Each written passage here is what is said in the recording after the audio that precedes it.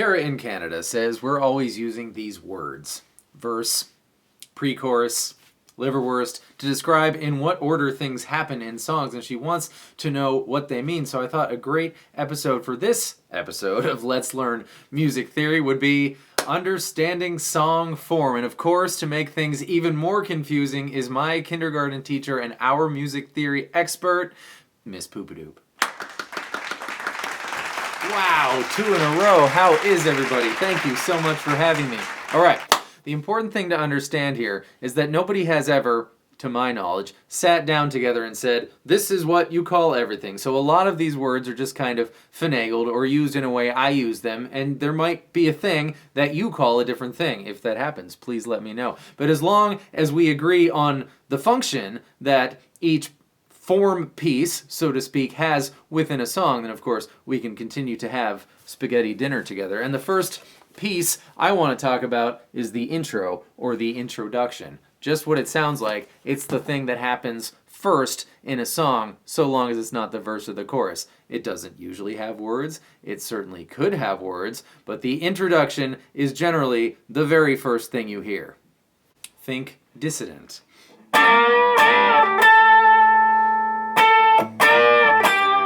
Right? Happens at the beginning of the song, doesn't have any words, but that doesn't matter. It could have words. It just doesn't in this case. The intro could also be just the verse riff without singing over it yet.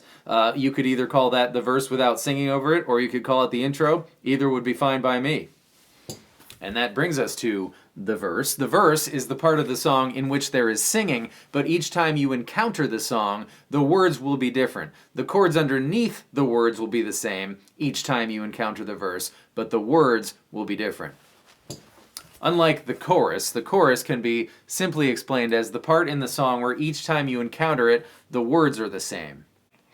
Hearts and thoughts, they fade away.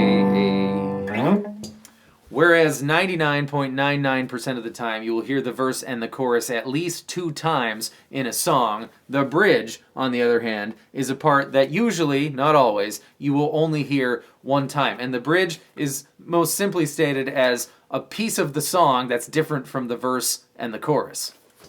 Some songs have a tiny little piece that is sprinkled throughout the songs many times. I call this the inter-thingy.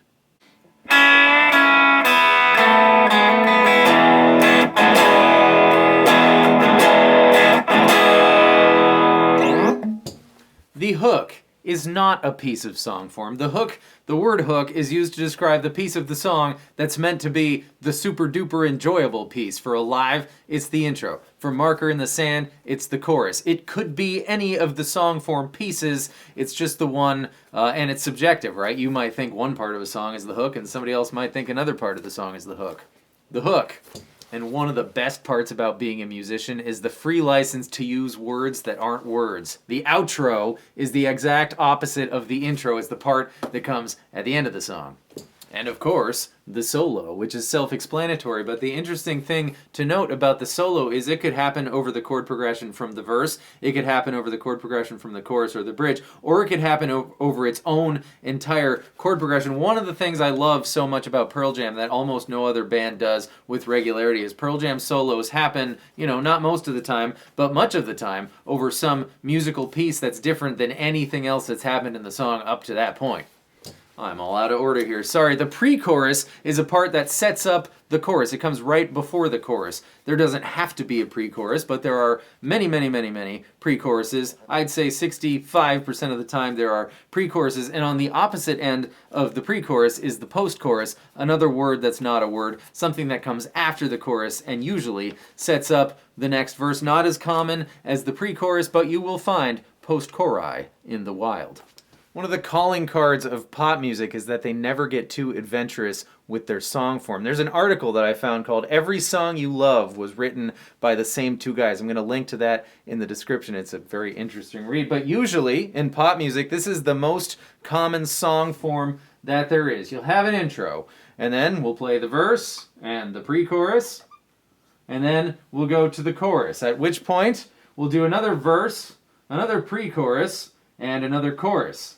Then the solo, or the bridge, will happen just because it's something different from the chorus to make you miss it, and then you'll chorus, chorus, chorus, and your song will be over. Look up a pop song, and I'm going to say that, 75% of top 40 style songs that aren't like, the hip-hop songs with the beat and stuff, but with guitars and people singing are going to have this song form. Which isn't to say that there's anything wrong with that song form. It's an incredibly pleasing way to conduct your song. It's the overuse of it that I have a problem with. On the other hand, Guaranteed by Eddie Vedder goes verse, verse, verse, verse, verse, verse. It's a one-part song. Completely ingenious. Elderly woman behind the counter in a small town brings up an interesting point. He starts singing right on beat one, right? I seem to recognize that'll be the verse. And then the chords change, and we got all these changes taking place.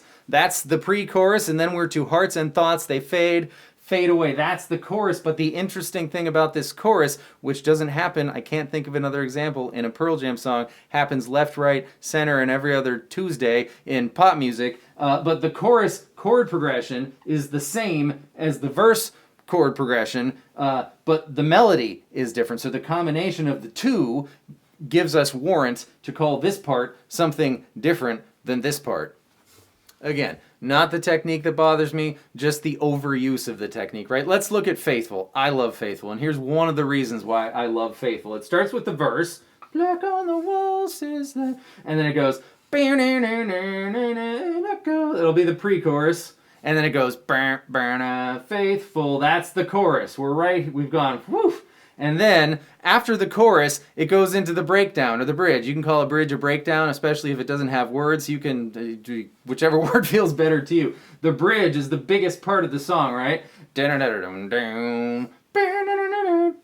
then it goes back down here to the pre-chorus, to the chorus, and then it ends with the verse. So it's like kind of climbing a mountain, coming back down, and then ending up back at the beach. That's one of the reasons why I think Faithful is so great. I can't think of another song in the world that uses that form. I'm not saying there isn't any, but that's certainly a unique take on how you should direct your song. Brilliant. Or perhaps better said, the breakdown is it is a bridge, but it's a kind of bridge that uses plays on musical themes that have already happened or been alluded to in the song at some point. Anyways, there you go, breakdown, one more.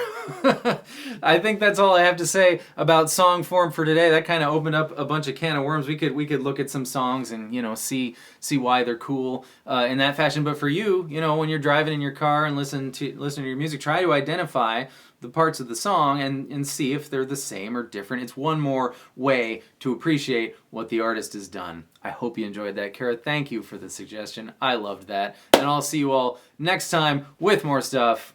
Goodbye.